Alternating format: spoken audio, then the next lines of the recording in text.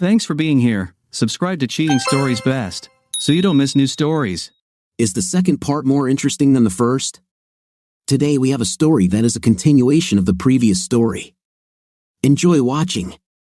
You are listening to the second part of the story. You can listen to the first part in the previous video or by following the link in the description below this video. Happy listening. The next day, Peg came to a decision. Robert had recovered enough to give her some clear answers. So, after having breakfast at a restaurant across the street from the hospital, once again eluding Charlie, he and Lisa went there ready for a serious conversation with Robert. When they entered the hall, Lisa asked, "Mom, why are you avoiding Uncle Charlie? There's something wrong here. He showed up after I asked him not to come. He insisted that I devote myself to him, leaving Robert. And what Robert said makes me think that he has reason to believe that Charlie and I had something to do with his accident. I know I have nothing to do with it, so that leaves Charlie. Your father is a smart man. He might not have been at his best since that bicycle accident, but he was no fool. He must have had some reason to believe that Charlie and I were together and wished him harm," Peg responded. They rode in silence in the elevator to Robert's floor. At the nurse's station, they were told that he had had a restful night. The second night he had slept until he woke up from his coma. I think it happened because his friend Mary was next to him all night. She calms him down, the nurse said. When they arrived in the room, the nurse was taking readings, and Mary was sleeping peacefully in a chair next to the bed. They quietly entered the room, and while Peg took the remaining side chair, Lisa wandered along the corridor in search of an empty chair that she could fetch as soon as the nurse finished her business. Peg said quietly, "Robert, Lisa, and I have come." "Good morning, dear. How are you feeling?" "Well, my whole body hurts, but not as much as yesterday, so I guess it's healing," he replied. "No matter how many painkillers they give me, I can't get rid of the headache.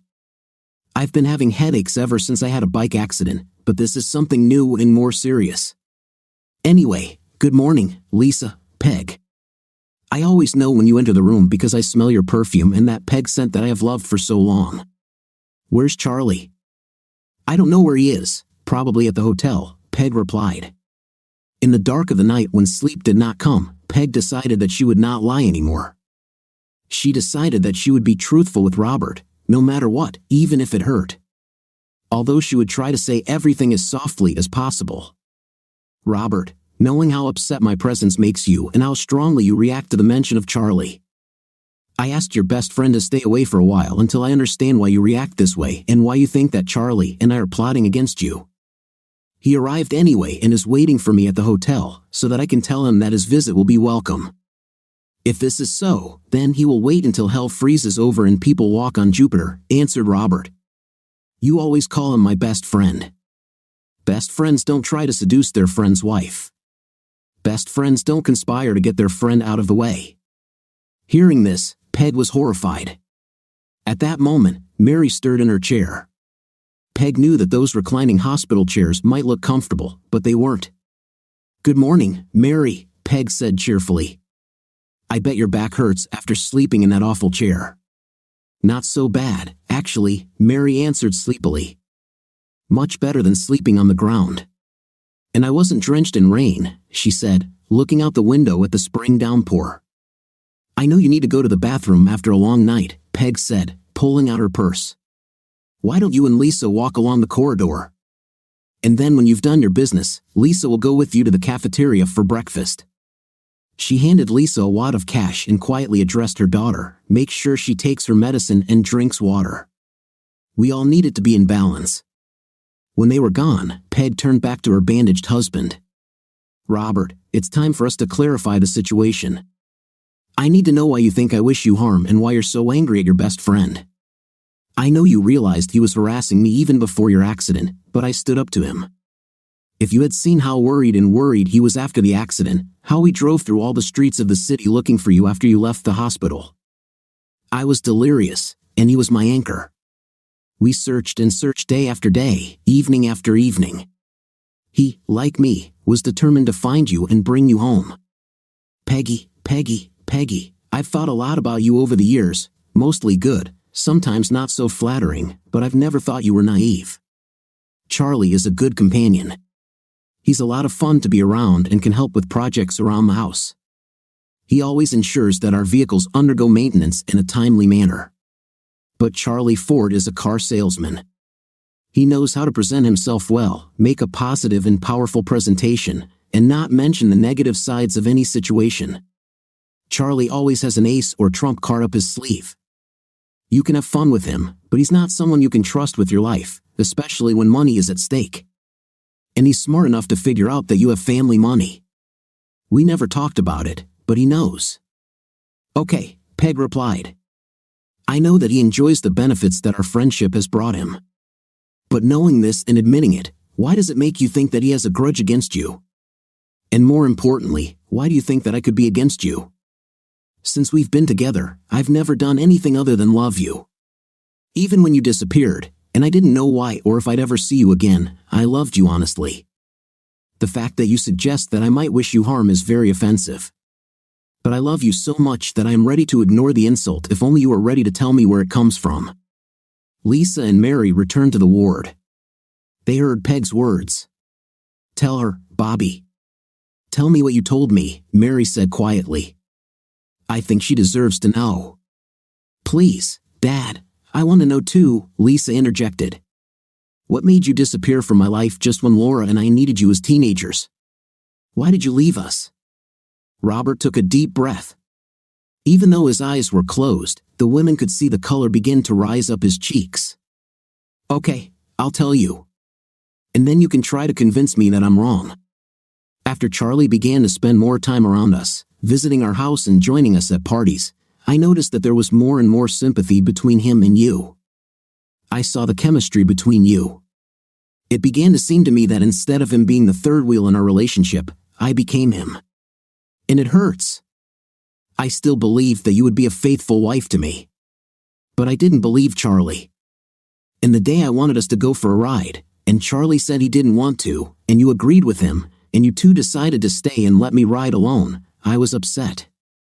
It seemed to me that you had some kind of agreement that you wanted to be alone. But it was just a feeling, and I had no proof. And you always loved me, so I took my helmet, went outside, and got on my bike for a ride. I hoped that you would change your mind and follow me. But you didn't. The door closed behind me, and everything that happened on the other side happened without me.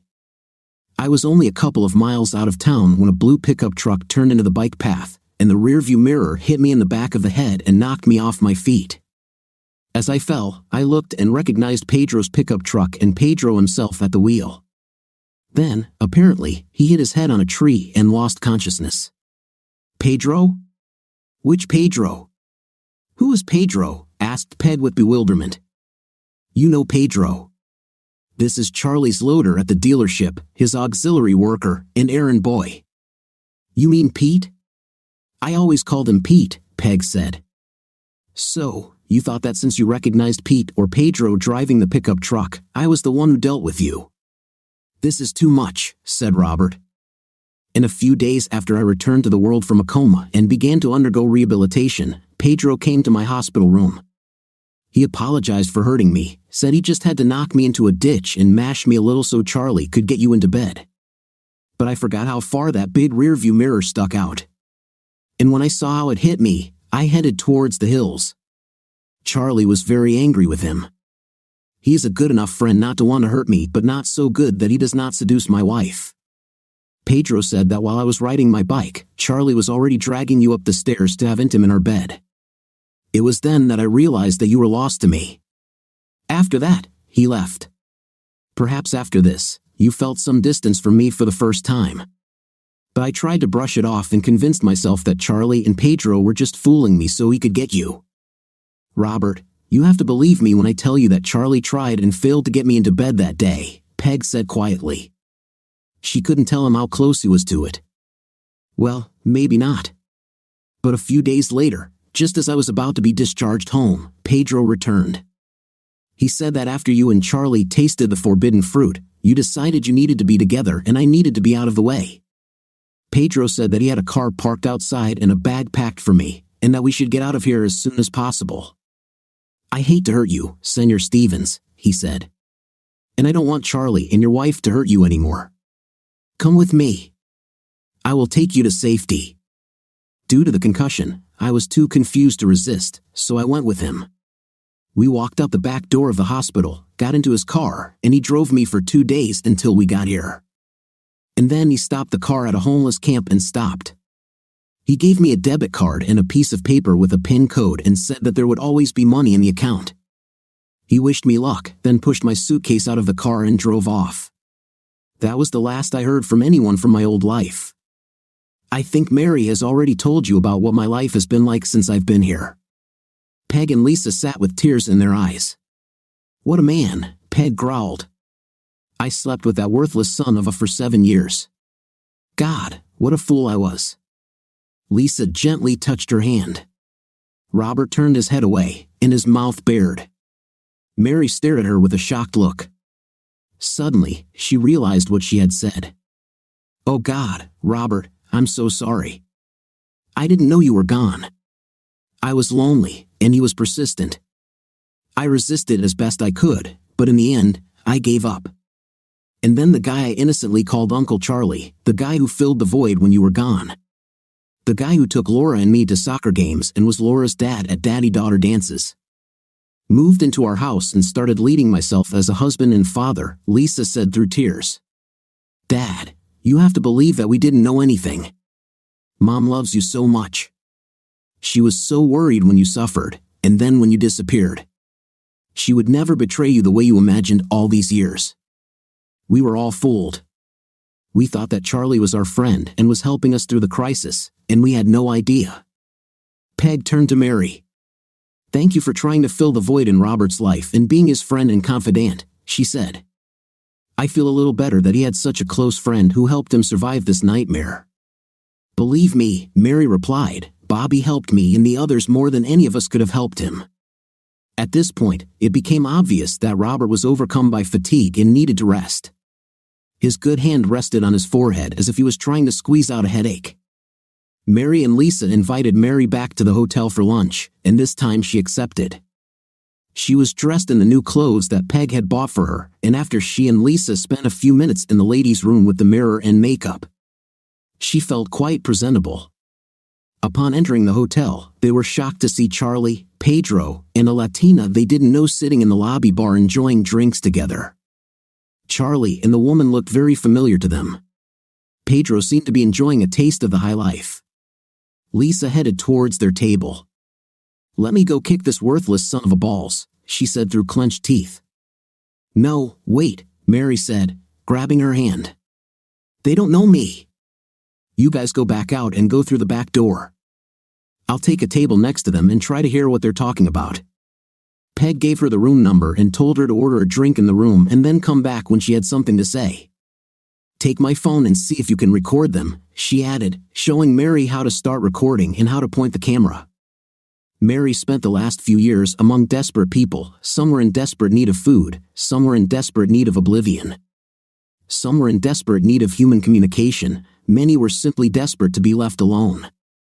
She was not prepared for the conversation she overheard at the next table. "I've put up with this crap long enough," Charlie said. "I was Bob's best friend. I comforted Peg. I was a surrogate daddy for these entitled ladies. I'm ready to pay and earn." "So, what do you want?" Pedro asked. "I want Bob to have an unexplained medical failure and die. Then, I want to marry a grief-stricken widow who has a terrible accident, ready to share the booty with the girls. I like them. And if I play it right, I might even be able to seduce the younger one," Charlie said. "Nice, very nice," the woman said.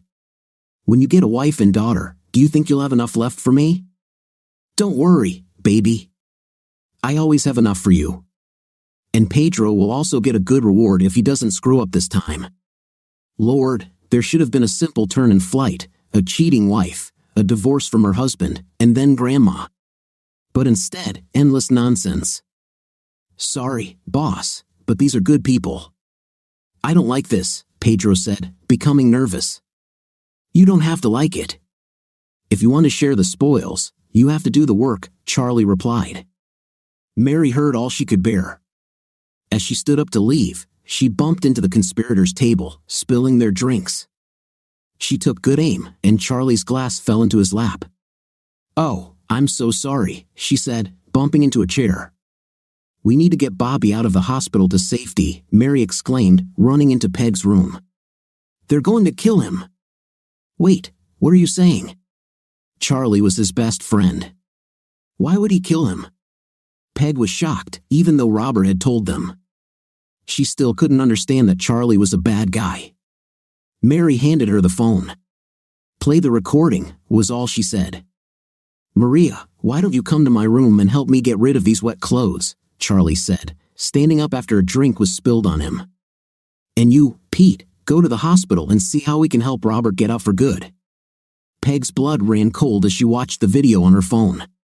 Lisa cried quietly. They were shocked to realize how thoroughly they had been duped. Lisa spoke first. "I will kill him. Does he want to kill Dad and sleep with my little sister? It will not happen. I let that man into my bed. I never thought. God, what a fool I was. And all this time, Robert slept on the ground because he thought I was in love with this monster. Sorry, girls, there's no time to worry now." Mary realized that she needed to take the initiative into her own hands. Communication with people from the real world gave her strength and sharpened her ingenuity. "We can kill later. Now we need to protect Bobby." Peg and Lisa looked at her in surprise. Mary grinned back at them. "Hey, I may be crazy, but I'm not stupid." She looked at the phone. "Is it possible to somehow print a picture from it?" "It would be possible if I were at home with our printer," Peg said. "Let's take him to hospital security. Maybe they can do something about it," Lisa suggested, pulling herself together. The women grabbed their purses and headed for the door. At the hospital, Peg and Lisa went to look for security. Mary went to Robert's room, hiding a knife under her clothes. When she arrived, he was already asleep, so she moved a chair closer to the door to block the path of anyone who didn't belong there and took over as guard. At the security office, Lisa explained who they were and asked them to protect her father. She showed the security chief the video recording that corroborated her story and asked if copies could be made from the phone to show the suspects' faces. Together with the IT specialist, they transmitted a screenshot which clearly showed all three faces to the hospital network and displayed a message on monitors on all floors: "Stay alert." By the time the women reached the hospital, Pedro had finished his rehearsal. He measured the distance from the infirmary to Robert's room, noting surveillance cameras and blind spots. "I resisted the urge to chat with a particularly attractive nurse because I didn't want to draw attention to myself," he thought. If he could get hold of a janitor's or orderly's outfit, then with his Latino appearance, he could become invisible. Entering the room, he saw that Charlie was having fun with a woman. She leaned over the edge of the bed, without clothes and out of breath.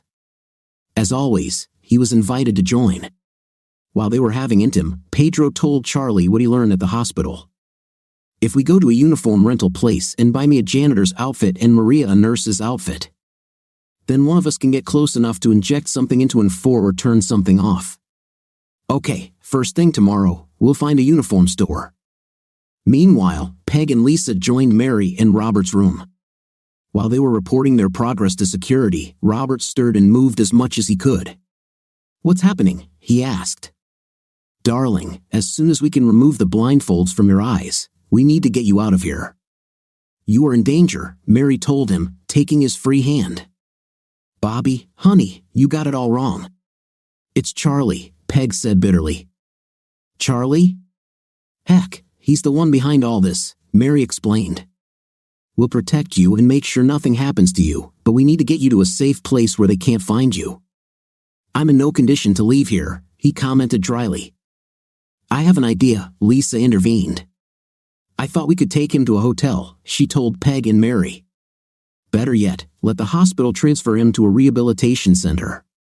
We will keep the location confidential so he can receive the physical therapy and treatment he needs to recover." "Dad, when does your doctor usually come to check on you?"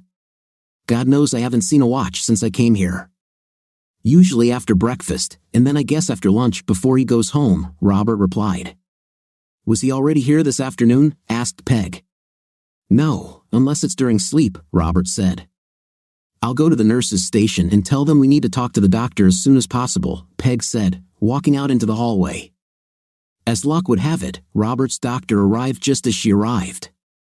She asked if he had seen the security message, and he replied that he had. Thereafter Robert, she told him, "Can we transfer him to a rehabilitation center where they can't find him?" "Yes, but it will take some time to prepare everything." "Can we transfer him to another ward in the hospital where they won't look for him?" "I'll check now," he said.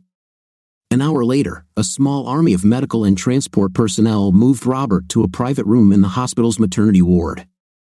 Security was provided by a retired policeman dressed in riot gear and Mary, who again took up post right in the ward. For some reason, no one had yet discovered or confiscated her knife. Everyone who came to his former ward or called on the phone was informed that he had been discharged. The next morning, Pedro and Maria, wearing borrowed uniforms, went up separately to Robert's former room. Pedro passed by, working in the hallway with a broom, then went back down the stairs. Nurse Maria looked into the nursing station. One of the real nurses was about to tell her where he had been transferred when she noticed she wasn't wearing a badge. "I don't know you." "Where's your badge?" she asked. Maria began to tell her the story of losing her badge when the nurse saw a security message and photo appear on the computer monitor.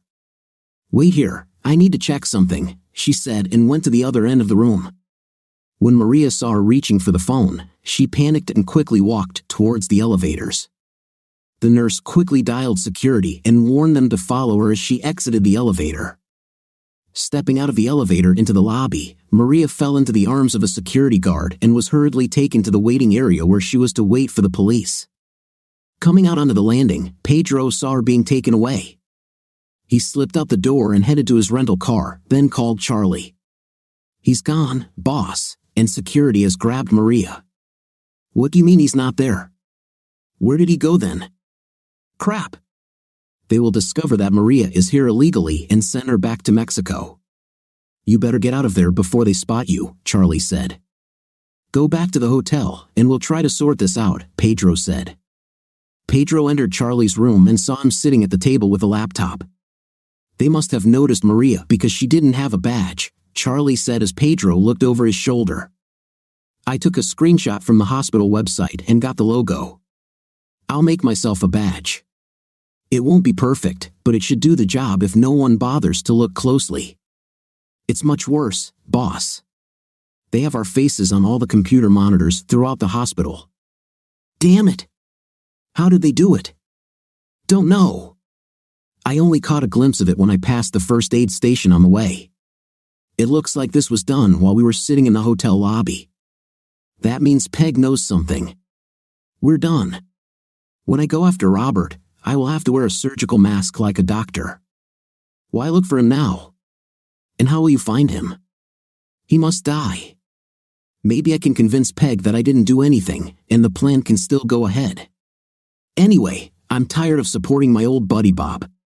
He must meet a tragic end. Maybe we'll even sue the hospital for a ton of money. All that remains is to find him. Let's hide here and keep an eye on Peg.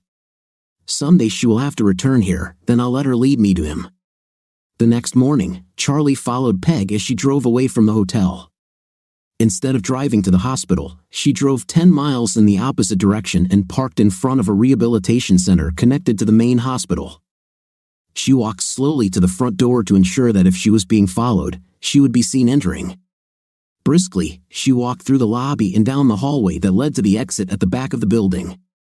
As she walked out the door, she looked back and saw Charlie just approaching the exit. Satisfied that he did not notice her departure, she closed the door and got into the small sedan Lisa had rented that morning. Charlie stood at the front desk, trying in vain to find out Robert's room number. As they drove away, this time heading straight to the hospital, Lisa dropped Peg off at the door of the maternity hospital, and she went to the airport to meet her sister. Laura managed to negotiate with the college so she could leave early. She will take the last 2 exams online. Entering the room, Peg saw that Robert had already woken up, and Mary was still at her post at the door. "Have you been up all night?" she asked Mary worriedly. "Yes, I think I dozed off a couple of times, but not for long," Mary replied. Peg handed her the money. "Go have breakfast. I'll keep watch for now." Mary hesitated, but hunger and fatigue took over, and she got up to go. "Here, you better take this," she said, handing Peg the knife. "It's not too big, but it's sharp." Mary pointed to a plainclothes security officer standing in the corridor and headed towards coffee and food. Peg greeted Robert and told him about the amazing events of the last 24 hours. "You are so right about Charlie," she finished. "I'm ashamed that I allowed him to deceive me for so long." Robert just nodded. "Tell me about the debit card, Robert. How does it work? Are you saying that you don't know? I always assumed that you were behind this, paying me an allowance so that I would stay away and not interfere with you too." "Oh God, Robert, it kills me that you could think that." "No, as far as I knew, one day you disappeared into the fog, and I never knew where or why or when you would return, or whether you would return at all. So tell me about the card." "That day when Pedro dropped me off on the side of the road, he handed me the card and PIN and said that there would always be money there. When I went to use the card, I discovered that there was $1,000 on it. I spent my money sparingly and tried not to let my balance get too low, but eventually, it was down to $200. The next time I used the card, the balance rose again to $1,000.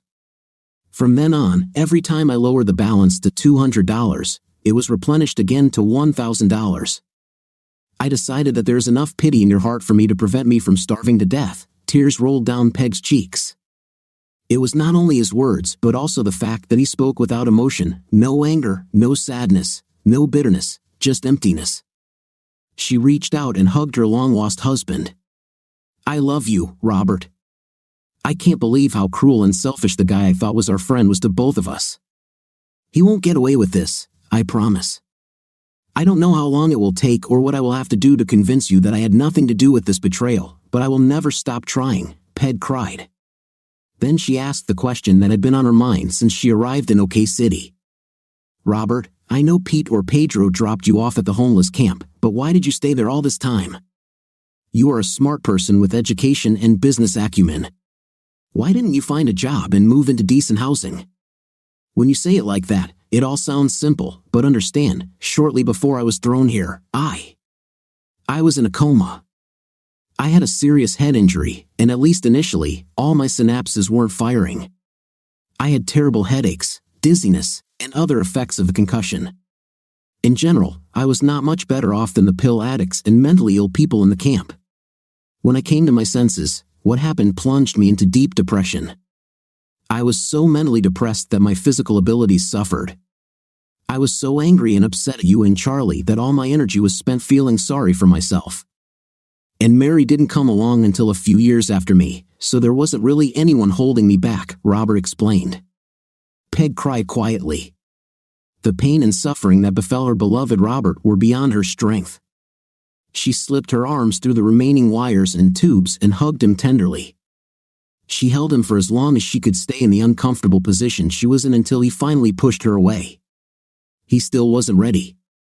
Lisa and Laura had an emotional reunion at the airport, excited and relieved that their father had been found. Laura was amazed by all the revelations about Uncle Charlie that Lisa laid out while they were driving to the hotel. When Lisa said that Charlie hoped to seduce her, she laughed until it dawned on her that this was reality, and then she fell silent. "How could he deceive us for so long?" she asked finally. "As Dad said, he is a salesman." Entering the hotel to drop off Laura's luggage, they did not notice Pedro lurking behind a palm planter and watching the door. When they got down to the hall, Charlie was already sitting in his car at the entrance, dressed in a doctor's suit, ready to follow them wherever they went. "This time I won't be fooled," he swore to himself. The sisters parked outside the maternity hospital and confidently walked inside, believing that the earlier ploy would throw Charlie off the scent. He waited a few minutes after they entered and followed them, holding in his pocket the syringe of fentanyl that Pedro had filled for him. It cost him a lot, but for the benefit he was seeking, it was worth it. Laura's reunion with her father was joyful and emotional. Both were filled with happiness and at the same time sadness over lost time. Peg and Lisa stepped aside to give them a chance to be together. At this time, Mary returned from the dining room. She had coffee for Peg and forbidden baked goods for Robert. Lisa had already told Laura about Mary, so their acquaintance went smoothly. Mary indicated to Peg that she wanted to take back her knife, and Peg quietly handed it to her. Mary resumed her seat in the chair by the door. They were all chatting amiably when the doctor appeared at the door. At first, no one attached any importance to this. Mary was the first to notice something was wrong. First, she noticed his badge, which didn't look quite right. Then she wondered why he was wearing a mask, since most other medical workers no longer wear masks unless they are near a sick patient. Approaching the bed, he said, "I need to add a special medicine to the 4, and took a syringe out of his pocket. Mary was already on her feet, drawing her knife, when Peg recognized the voice. "Charlie, what are you doing?" she demanded. That's all Mary needed to hear. "You are an idiot," she screamed, swung her right hand in a wide arc, and plunged the knife into Charlie's groin. The sharp knife easily passed through thin clothing and pierced the attacker's flesh. Charlie screamed and reflexively grabbed the wound, stabbing himself with the lethal syringe into his thigh. In the confusion, no one could understand what happened next, and all 4 women told different stories from different points of view. But Robert, who had been blindfolded the day before, dimly saw Mary's left hand hit the syringe, pressing the plunger.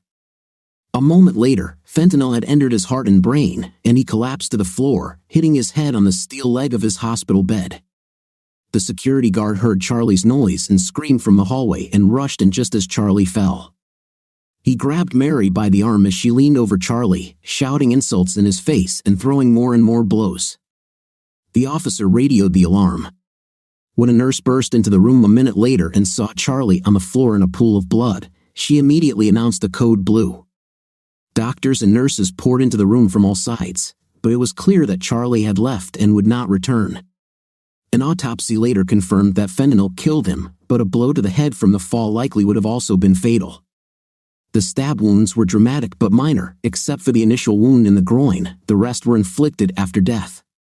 The police conducted an investigation and collected statements from everyone who was in the room. Mary's homeless status and possession of an illegal knife nearly led the police to charge her with stabbing, but Peg and the sisters' insistence that she was only protecting Robert's life caused them to change their minds. Robert's calm assurance that Mary's quick actions were heroic and saved his life ended the discussion, with the threat eliminated. Robert returned to his room in the main hospital. The events of that day were so traumatic that Peg and the girls took Mary back to the hotel to clean up and rest. "You won't live in this camp anymore," Peg told her. "We'll take you there, collect your things, take everything you might need from Robert's cart, and bring it here.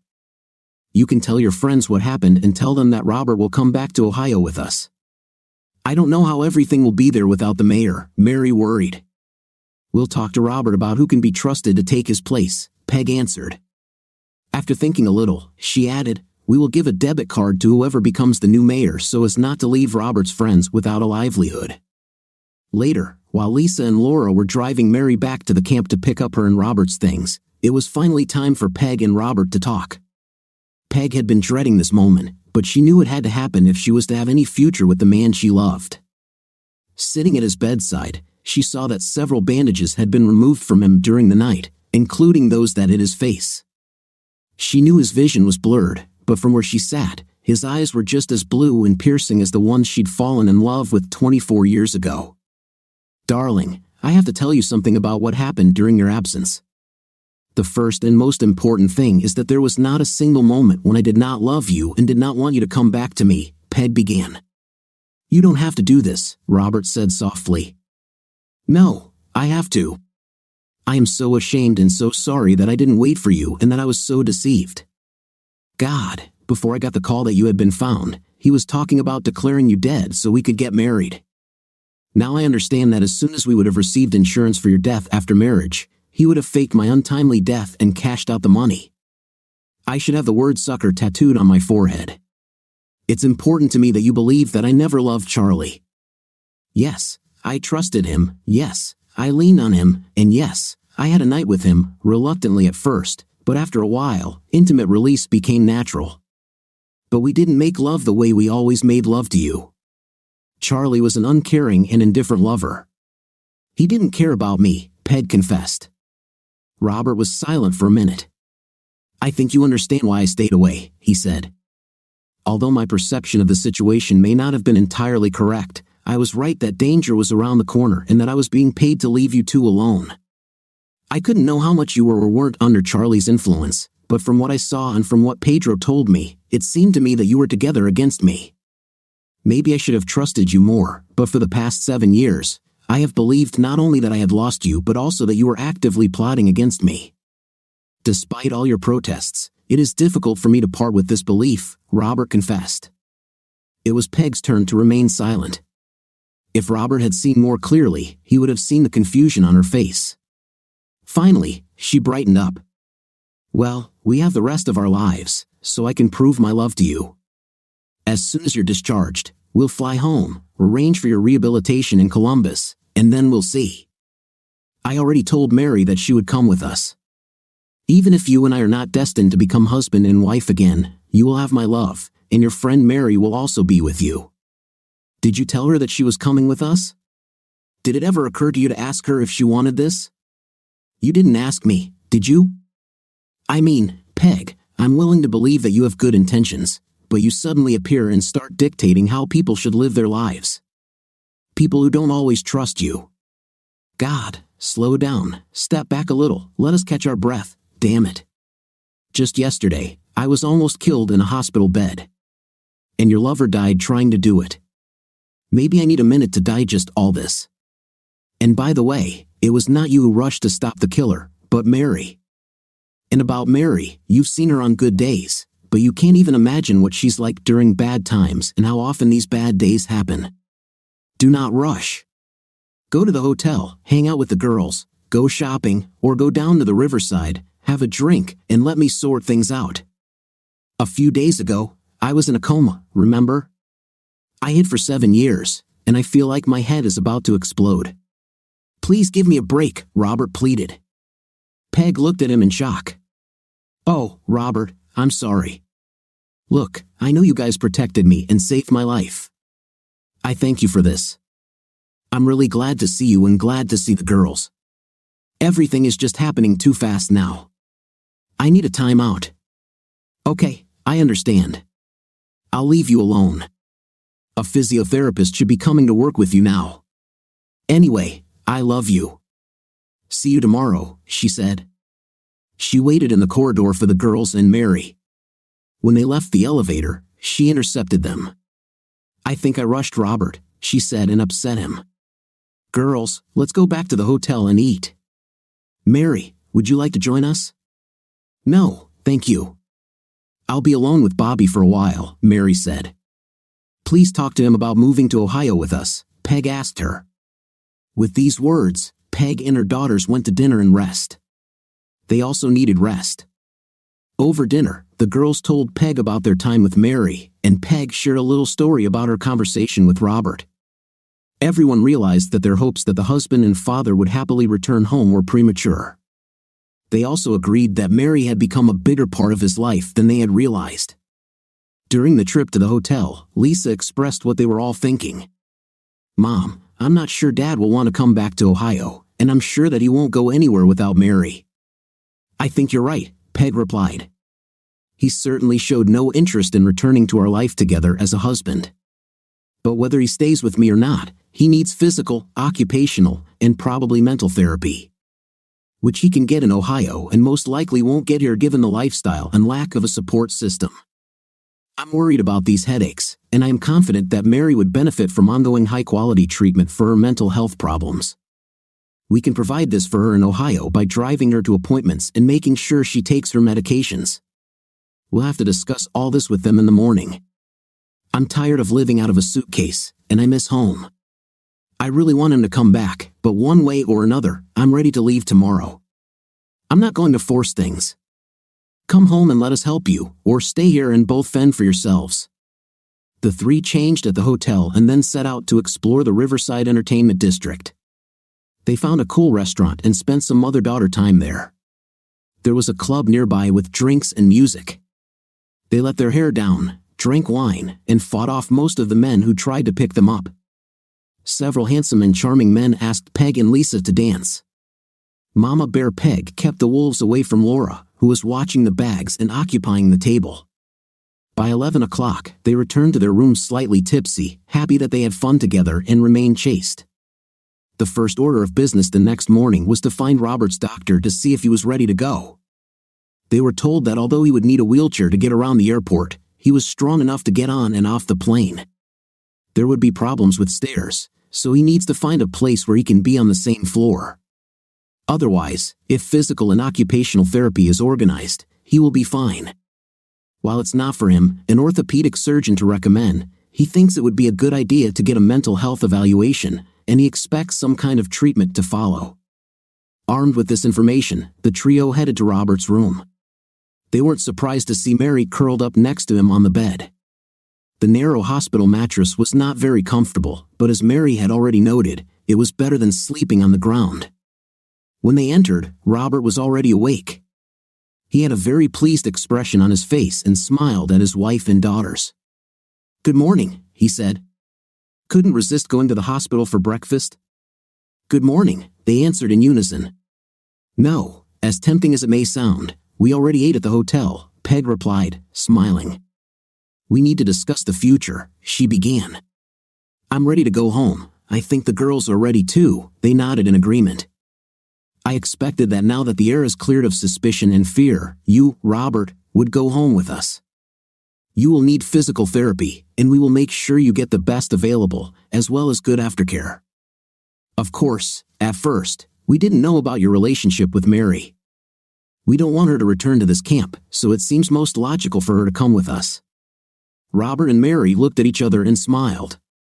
It was clear from their expressions that they were also discussing the future.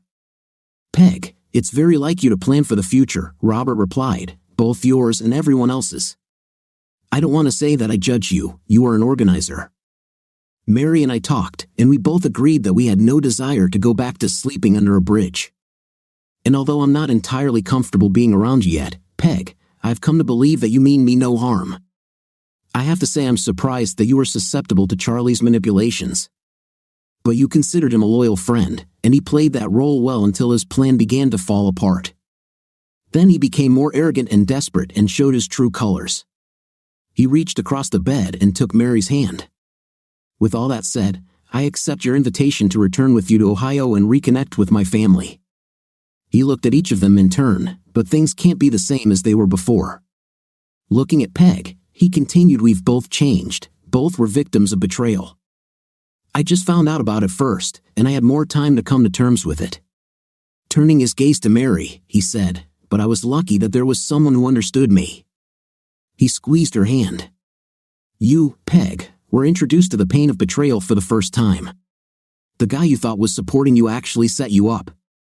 Mary and I and our daughters will try to reassure you and help you get through difficult times because you are the real victim in our little drama. True, I slept under the bridge, but I was lucky, and Mary saved me. Understand, I kept the pain of your betrayal inside me for so long, even if it was not true, I believed in it, that I cannot run to you again. So, at least we'll be friends in the beginning, and Mary will be our friend. I don't know if you want us to live in your house or somewhere nearby. I think time will tell how our relationship will develop. The three of us, some good things happened as a result of all this. I have to thank you, Peg, and you, Lisa, for helping Mary regain her confidence and self-esteem. You treated her like a friend, not a burden, and she made great strides." And so, they began the process of moving back to Ohio. Robert and his team were so firmly established on their floor that the nurses, assistants, and doctors who cared for him held a small farewell ceremony. Mary received praise for her devoted attention to him and, of course, for saving him in difficult times. Robert and Peg thanked everyone for their concern, and Peg announced that her family foundation would make a generous donation to the hospital, which would be used to care for homeless patients who cannot afford the treatment they need. With Robert's discharge papers came instructions on how to move safely with his mostly healed injuries. There were prescriptions to be filled and reports for the doctors and physiotherapists he should see upon arrival. Peg and the girls took him and Mary back to the homeless camp to say goodbye and pick up everything they had left there. Robert gathered his friends around him and made a short speech, thanking them for their friendship and appointing Speedy as the new mayor. Unbeknownst to the others, He handed Speedy the precious debit card and whispered the PIN. "I'll make sure there's always money there," he promised. The flight passed without incident. To help Robert cope with the pain of sitting for long periods of time with sore legs and arms, doctors gave him strong painkillers, so he slept most of the way. There was some awkwardness when boarding the plane. Both Peg and Mary decided they would sit next to him, not wanting to cause a scene. Peg acquiesced to Mary, a gesture that would take on added significance when they arrived home, and the question of sleeping arrangements had to be decided. Robert gently but firmly informed Peg that he had no intention of returning to the marital bed, at least not anytime soon, and that he and Mary would be sharing a room. Seeing that this message was causing Peg pain, Mary suggested that she should have her own room, since in a big house, this would not be a problem. "I think it's best if we all have our own space until things become clearer," she said. Peg was relieved, but at the same time, she realized that she would no longer dominate the house as she had for the past 7 years. Robert saw a head specialist who determined that the impact had displaced a metal plate in his skull. Surgery corrected the problem to the point that his judgment and problem-solving ability were restored. But he will likely continue to experience lower-intensity headaches for the rest of his life as a result of his injuries. Pedro, realizing that the income promised to him would not come, left for the south. For several weeks, he visited brothels in Mexican border cities until he found Maria in Mexicali, the capital of the state of Baja California in Mexico. It took him a while to come up with a plan to get her away from her bandit masters, but he eventually succeeded, and they fled across the border. They eventually settled down in Deerfield, Michigan. After she was treated for several bed-transmitted diseases, they resumed intimate activity and eventually got married. They opened a taco stand and became pillars of the small community. What do you think of the second half of the story? I think that the second part of the story is more detailed and describes more of the plot actions and interactions between the characters. What's your opinion? Write in the comments. See you in the next video.